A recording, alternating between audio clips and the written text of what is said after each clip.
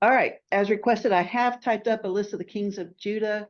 I'll try to get everybody a copy, but if you're online and want the list, you can find it on the church's website, University Church of Christ, tylertexas.com. Go to the menu bar, click on Ladies Class, click on Current, and then the file name is Kings of Judah, but I hope to get a copy of that to everyone. Today we'll be looking at three kings who gave in to the temptation of pride. And our text is from 2 Chronicles chapters 24, 25, and 26. And then we'll look at Jesus, our King, and example of humble submission to God's will. All right, so the 12 tribes of Israel were united as a nation under King David, Saul, David, and Solomon. After Solomon's son became king, most of the kingdom rejected his leadership, and he was kind of dumb. As a result, beginning in around 930 BC, the kingdom of Israel was divided into the northern kingdom of 10 tribes, which kept the name Israel, and the southern kingdom of Judah, which consisted of 2 tribes, Judah and Benjamin. And sometimes they got along and fought together. Sometimes they fought each other, and that'll come up again today. It was just a very contentious relationship. Last week, there was a question about how old Amaziah was when he became king. That came up in 2 Chronicles 22, verse 2. Is it 22 years old or is it 42 years old? I did some digging into that. If we look at the context, again, the Bible is its own best commentary. 2 Chronicles 21, verse 20, Ahaziah's father was 32 years old when he became king. He reigned 8 years before he died. That means he was 40 years old when he died. His son was not 42 years old when he became king. 2 Kings chapter 8, verse 26, which is also records the kings of Judah, and also says that Ahaziah was 22 years old. So there's a second spot there. Apologetics Press, and I have a copy of that article right here if anybody wants to look at that. They have an article, how old were Ahaziah and Jehoiachin when they became kings? And what they are saying is that sometimes there are copyist errors. We do not have the original manuscripts. We have copies and copies and copies. And apparently Hebrew can sometimes get pretty wonky with What was that scripture that you read about? 2 Kings 8, verse 26 also says that he was 22 years old. Sometimes there are copy errors in ancient manuscripts, but again, that 22 years old is supported by contemporaneous manuscripts such as the Aramaic, the Syriac, a Septuagint. So apparently there are 1 or 2 old copies that say 42, but a lot of the contemporaneous manuscripts say 22. So we're going to stick with the 22 because it seems that there is a preponderance of evidence between how old his father was when he died, the 2 Kings account, other contemporaneous copies of manuscripts. So we're sticking with 22, and I hope that kind of clears that up because again, that's a good question. We've got to understand if there is something that doesn't make sense, we've got to understand why it makes sense. Right. And this article talks about copy errors and how sometimes because if you look at the Hebrew, how similar things are. All right, so we've studied 7 kings of Judah, and according to God's judgment recorded in Scripture, there have only been 2 who did what was right. We're looking at 3 kings today. All of them had a good start, but a bad finish, and each time it's because of pride. So let's go ahead and define pride.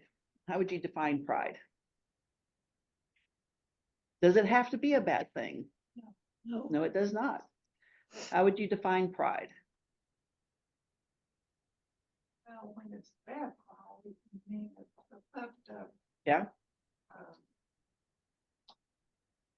Of self. Yeah. Well, it's a feeling. Or yeah. Even your own, your children or someone. Usually it's yourself or your family. Sure. Or somebody. Extremely satisfied with something. Yes, satisfied with something. It's not a bad thing, but like any feeling, we can take it too far. It's selfish. Yes. That's the definition I found that I liked is reasonable self-esteem, confidence and satisfaction in oneself or others that you care about. That's fine. But what does the devil do with good things? He gets us to take it too far, and it becomes sin because it gets between us and God. That pride that comes from self-righteousness or self-importance or I'm all that, that is sin because it's a hindrance to seeking God. And we're going to see 3 examples of that today. We have to take pride in what we do. Absolutely. And do it as unto the Lord. Yep, you're cribbing my notes again. That's That's actually page 3 of my notes. Be careful others practice or boast about it, to not take it to heart that, oh, I'm great. Yep. You know, because we all make mistakes. We're Yep. not perfect. Absolutely. We shouldn't. But, Oh, yeah. Pride can cause sin. Absolutely. When you're too proud to admit you did wrong, Mm-hmm. too proud to listen Right. and make corrections. Sure. But just that good feeling in an accomplishment or a good feeling in someone else's accomplishment, those are great. That is a good, appropriate way to feel. Going too far, and that's what we'll see in each of these kings this morning, where they went too far and it caused sin. So let's start with King Joash in 2 Chronicles chapter 24. We were introduced, excuse me, to King Joash last lesson. And so let's go ahead and read 2 Chronicles 24, verse 1-3, please. Joash was 7 years old when he became king, and he reigned 40 years in Jerusalem. And his mother's name was Uzziah from Beersheba. Joash did what was right in the sight of the Lord all the days of Jehoiada the priest. Jehoiada took 2 wives for him, and he became the father of sons and daughters. Thank you.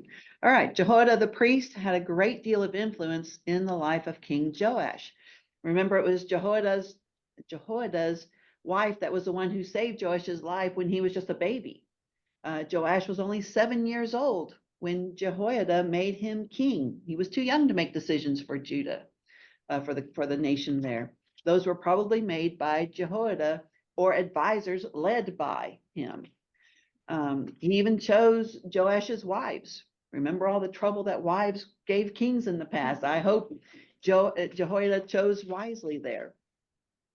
We see, skipping down to about verse 4 in 2 Chronicles 24, that after a while, I mean, Joash is grown up now, he decided that they needed to collect money to repair the damage done to the temple. Verse 7 tells us that the sons of the wicked Athaliah had broken into the house of God and even used the holy things of the house of the Lord for the Baals. So they need to replace those things. They need to do some repair work. And so verse 8 says that he commanded a chest to be made and set outside the gate so people could put money in it. Verse 11, they collected a large amount of money. And then verse 12 is very interesting to me because it says the king and Jehoiada paid the workers. Jehoiada is still very involved in all aspects of running the kingdom, even though Joash is all grown up and making decisions. Let's go ahead and read verses 15-16, please. But Jehoiada grew old and was full of days, and he died. He was 130 years old when he died. And they buried him in the city of David among the kings, because he had done good in Israel, both toward God and his house. Thank you. And it's important to note here that Jehoiada was buried with the kings. He never claimed to be king or anything like that, but he got this honor. His bravery restored the line of David to the throne of Judah. His influence guided Joash until his death. So he is honored for his service to Judah. Not all the kings of Judah were buried with the kings. Not all of them were thought to deserve that honor. In fact, Joash wasn't, but we'll get to him in just a minute here. Let's go ahead and read verses 17-19, please. Now after the death of Jehoiada, the leaders of Judah came and bowed down to the king, and the king listened to them. Therefore they left the house of the Lord God of their fathers and served wooden images and idols, and wrath came upon Judah and Jerusalem because of their trespass. Yet he sent prophets to them to bring them back to the Lord, and they testified against them that they would not listen. Thank you. All right, so Jehoiada is out of the picture, and these advisors are kind of like, hey, we have an opportunity here to make some changes. And I am sure Jehoiada always treated Joash with respect as king, but he didn't butter him up like a piece of toast. I mean, it's kind of like, he was kind of a father figure to him, clearly. But Jehoiada is dead. And here come these officials who want serious, very negative, very terrible changes in Judah that Jehoiada would have never allowed. And what do people do when they want something from someone? Butter them up, flatter them, appeal to their pride. Again, just, so these officials, it says that, they're bowing down to Joash, they're giving him honor, flattery, praise. They're appealing to his ego, to his pride, and saying, you're all that. You're the king. You don't have to listen to what Jehoiada said anymore. You're king. You can do whatever you want. By the way, this is what we want. So they're appealing to his pride. Verse 18, yes. Joash probably leaned on the guy for so long. Oh, yeah. That when he became king, he was never the complete authority. Right. And that he was just used to listening to someone tell him what to do. And when these people come along and then they say, hey, you're it, you're the king, he listened to them. They appealed, they puffed him up. And it's when someone wants something from you, what's one of the first things they do? They compliment you. Oh, you're just so wonderful. You're just But so I great. can see how if he always Yeah. had someone to lean on, he never truly grew up. Right. That he was not a strong person. And when they appealed to his pride, and then that was an easy in. It's kind of like to appeal to his pride there. I think you're very right there. So again, oh yeah, here it is. Joash has spent his life listening to Jehoiada.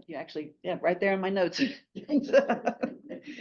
And he no longer has that wise, godly advisor, and he chose to listen to these men who flattered him, who built up his pride where it should not have been. Verse 18, his pride got in the way of seeking God. And verse 19, it's just an example of how we can get so caught up in our own importance and our own pride that we just will not listen to God. Let's go ahead and read verses 20 to 22, please. Then the Spirit of God came upon Zechariah, the son of Jehoiada the priest, who stood above the people, and said to them, Thus says God, why do you transgress the commandments of the Lord, so that you cannot prosper? Because you have forsaken the Lord, he also has forsaken you. So they conspired against him, and at the command of the king, they stoned him with stones in the court of the house of the Lord. Thank you. They stoned who? They stoned Zechariah. Go ahead and read verse 22, please.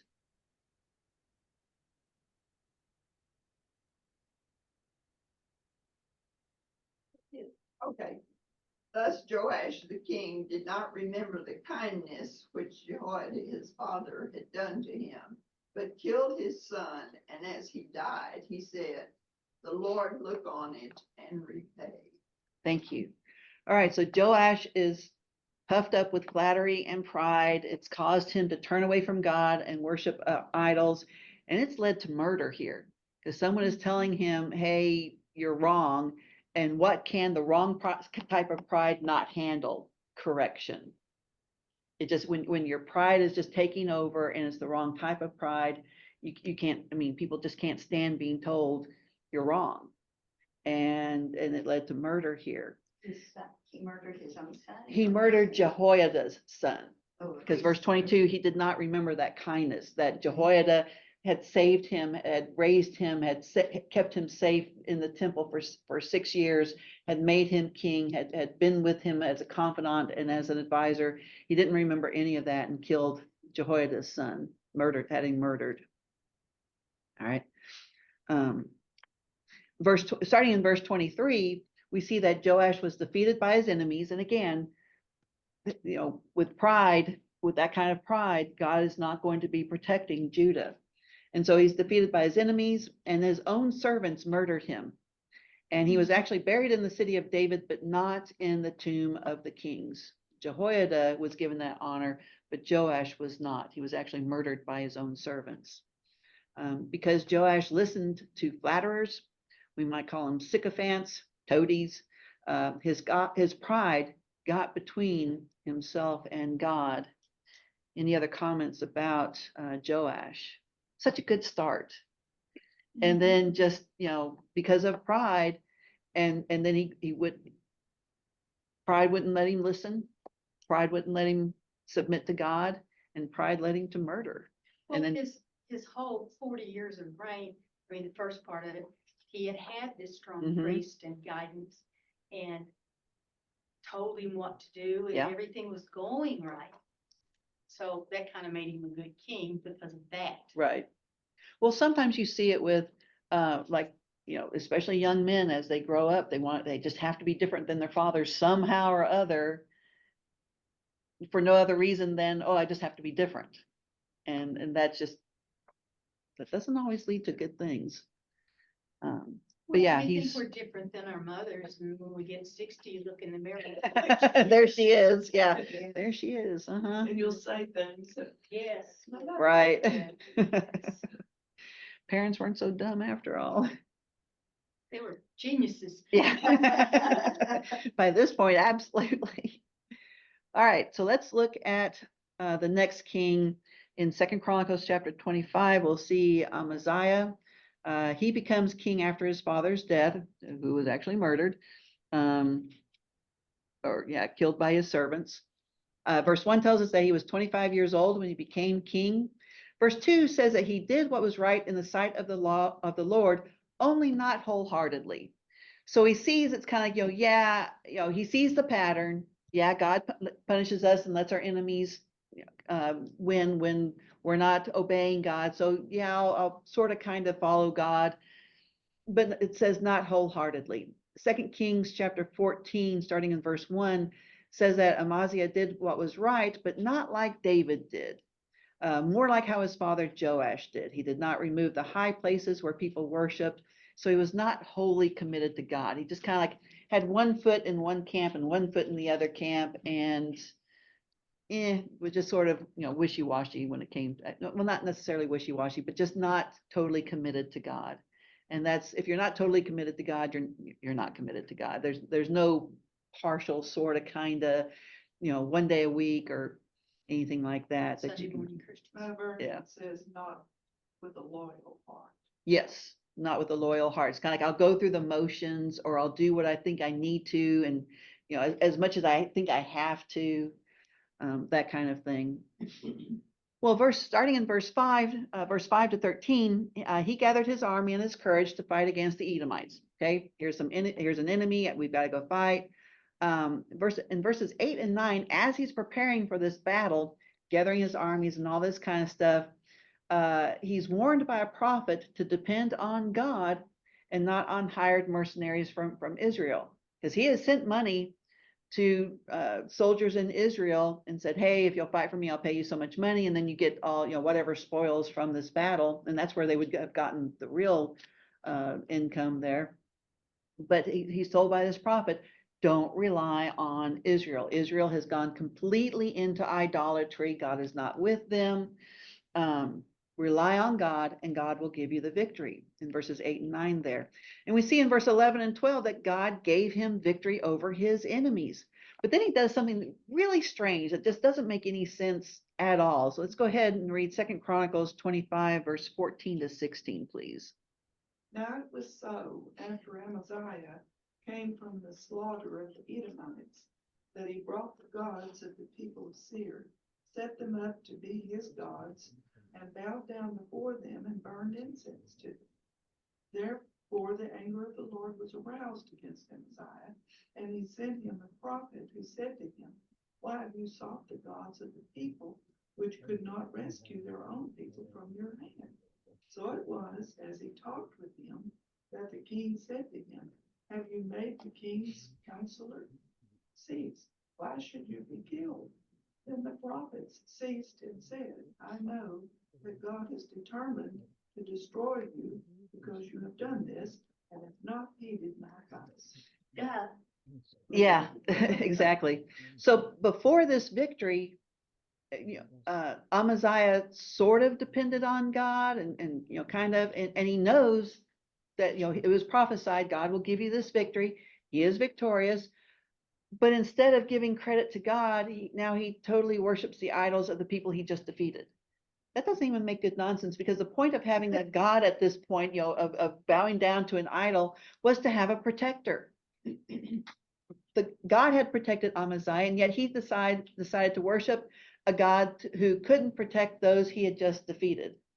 It just doesn't even make good nonsense. Yeah, duh. That's just yeah. So starting in verse 17, in my opinion, shows us how Amaziah had taken credit for that victory. I mean, his pride, because starting in verse 17, his pride just takes over completely. And I think it starts with that victory, and it's just kind of like, well, I'm all that. I'm going to set up the gods that I want to worship. I'm going to do this. And his pride just gets in the way there. So starting in verse 17, full of pride from his victory, Amaziah challenged the king of Israel to a fight. Remember, Israel is made up of 10 tribes, Judah just 2 little tribes. Okay, one of those is just a little bitty tribe. That is not an even fight, but Amaziah is all puffed up, and the king of Israel responds, and he sends back a message to Amaziah. Another Joash. Yeah, absolutely, just like his father. And he compares Judah, the kingdom of Judah, to a thorn bush, and the kingdom of Israel to a cedar tree. Big difference there. Oh yeah, he just totally insulting to Amaziah. And he said, your little victory doesn't change the fact that you're a tiny little kingdom. Okay, you had one good day, and that's given you a swelled head. You need to check yourself. And that's basically verses 17 and following. But we find out from verse 20 that Amaziah would not listen. Again, his pride just took over. I'm not going to listen. I'm all that. I did this before. I can do it again. Me, I won. And so, yeah, he goes to fight Israel. Judah is defeated. Amaziah is captured. And some years later, Amaziah is assassinated by his own people, like his father before him. He was puffed up with pride, ignoring that the victory over his enemies belonged to God.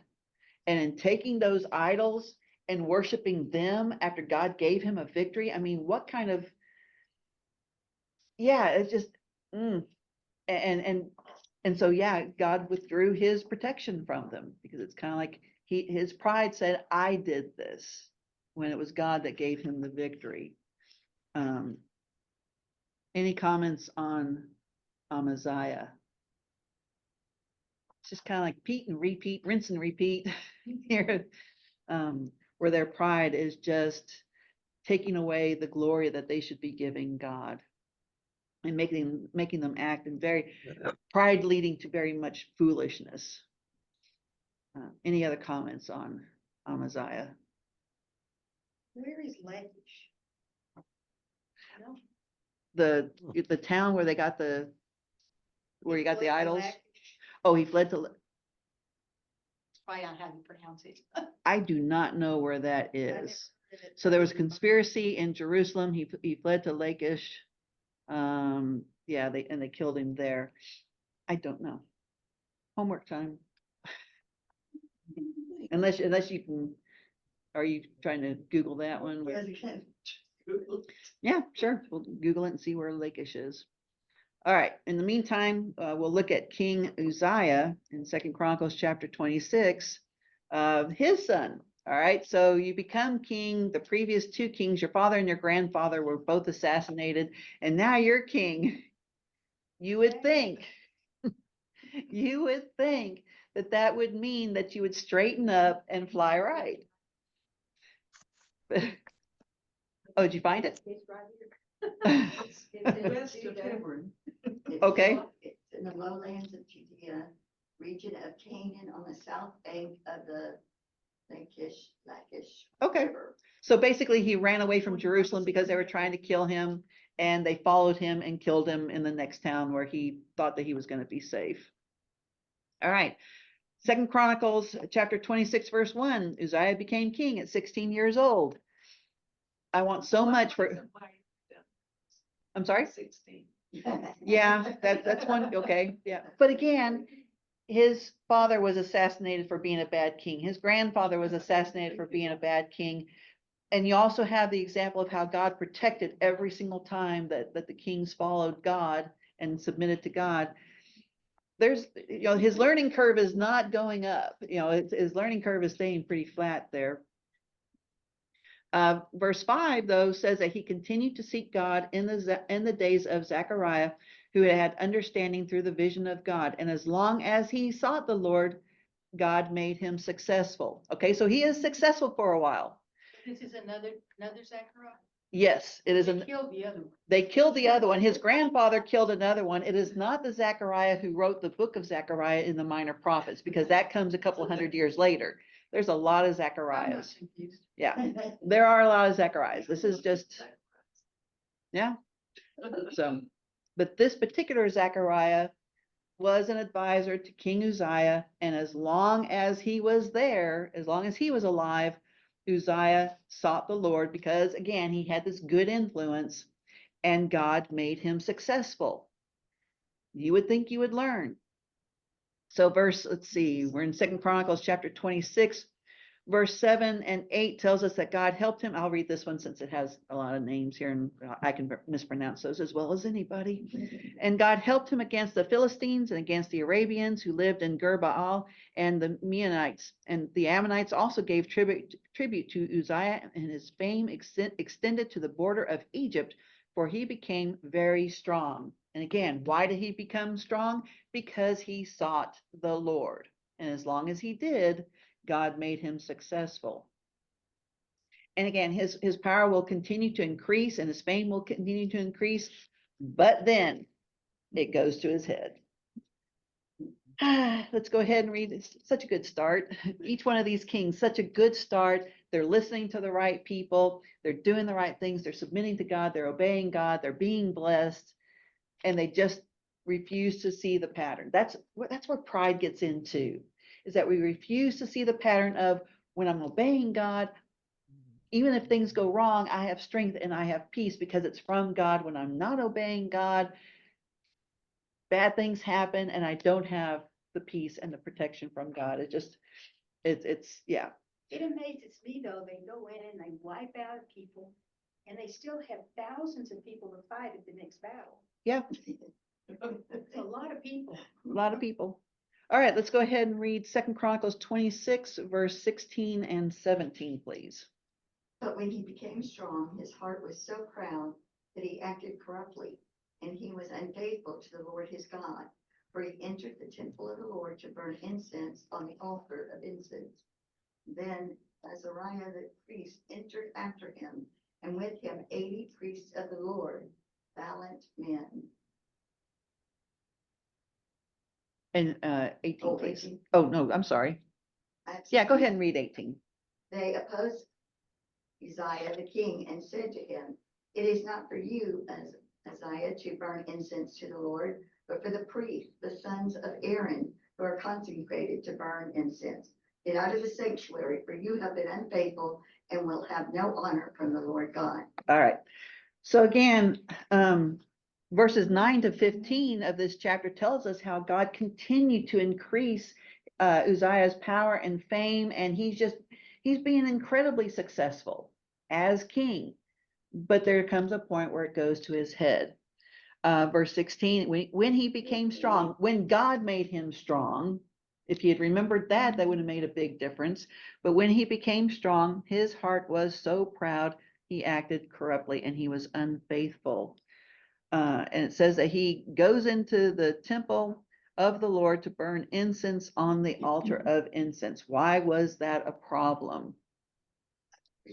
Yeah, it wasn't his job. I mean, verse 18 tells us that only the descendants of Aaron could burn incense in the temple. That was part of worship, and God had given strict commands about how he was to be worshiped. That's not a new rule. It's not a new rule. God does have ways that he wants to be worshiped. Uzziah decided he wanted to worship God his way. Didn't turn out well for him.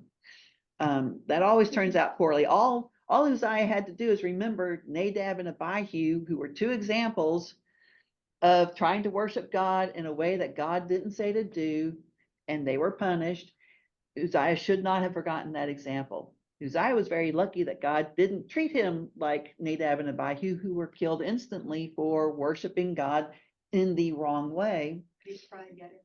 Yeah, his pride. Verse 19 tells us that he got mad at the priest, and so he's angry. Verse 19, but Uzziah with a censer in his hand, I mean, he's ready to burn the incense. For burning incense, was enraged, and while he was enraged with the priests, and again, his pride is just straight, causing, he's angry, he's enraged, he's probably about to call, have his guys, come in because the priests are there trying to block him. He's the king. How dare you block me from doing whatever I want to do? And it says, while he was enraged, leprosy broke out on his forehead.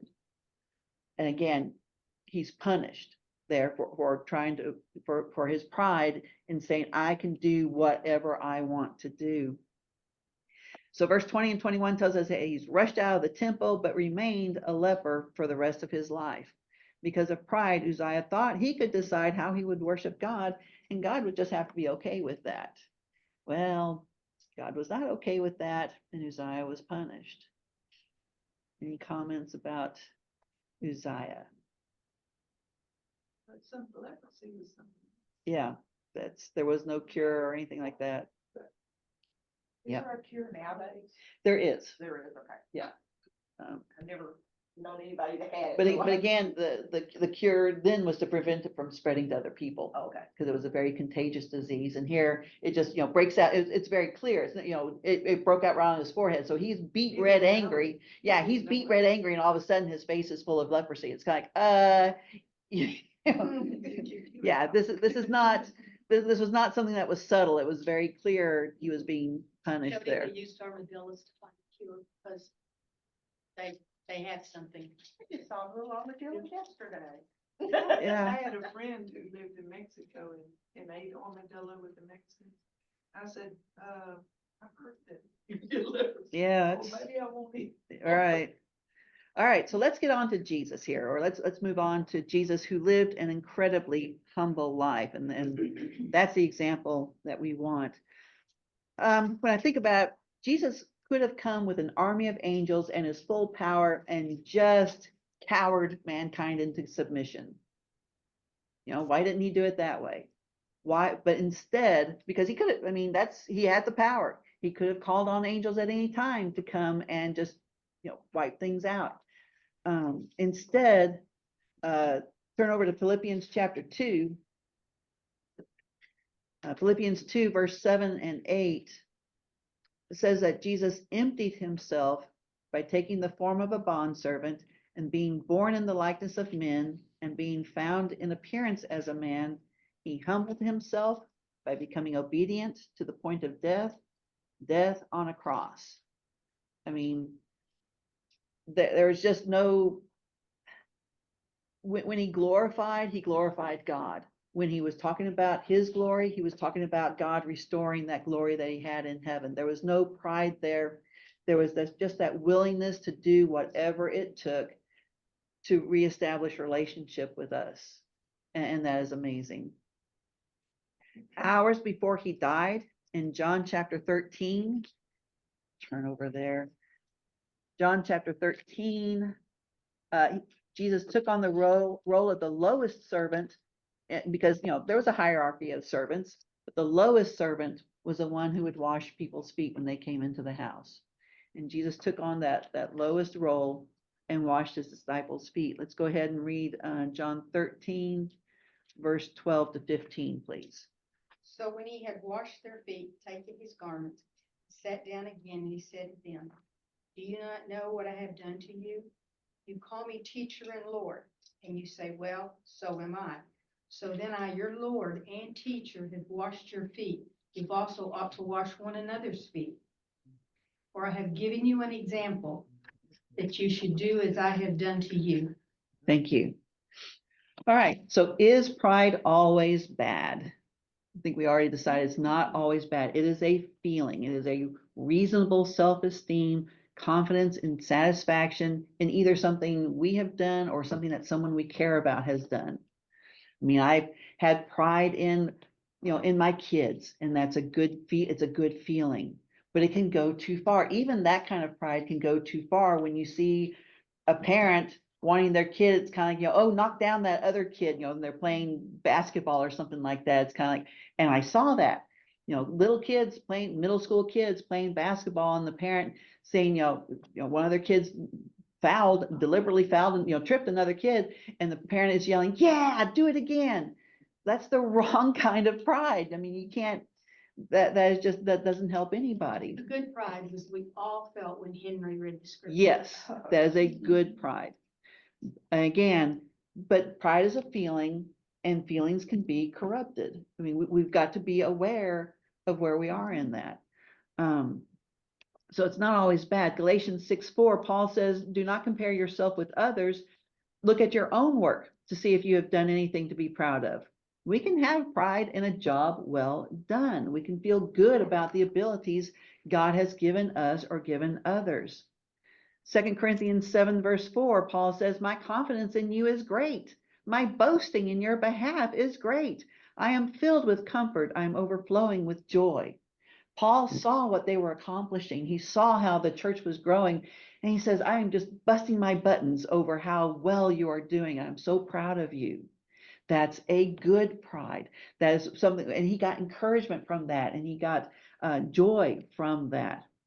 And we can have pride in the accomplishments of loved ones and feel good about that. Again, keeping it in the right place, because the devil will come along and he will take any feeling or any good thing and he'll twist it. The devil can't create anything, but he will take what God has given us that's a positive and he'll twist it into a bad thing. Pride that comes from self-righteousness or self-importance is sin, because it will get between us and God. We've had 3 kings today and 3 examples of the wrong kind of pride.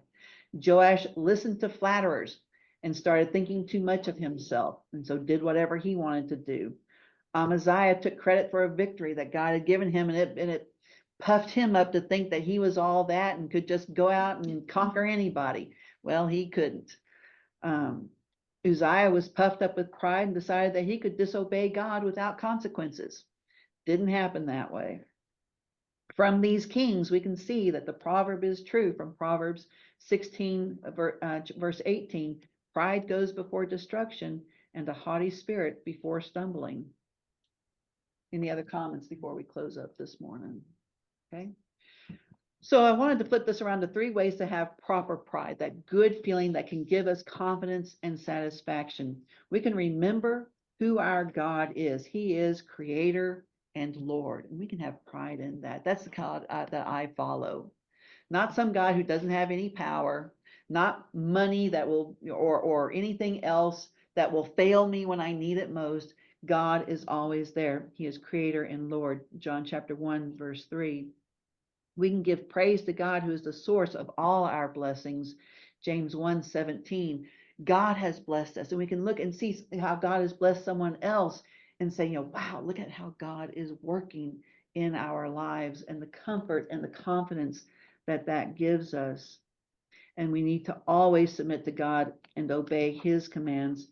Psalm 147:6 says, God lifts up the humble, and we can be confident in the promises of God, that he will keep all those promises, because as we study through the Old Testament, every time he makes a promise, every time there's a warning, every time he said, don't do this, we can see the consequences, and we can see for good and for bad.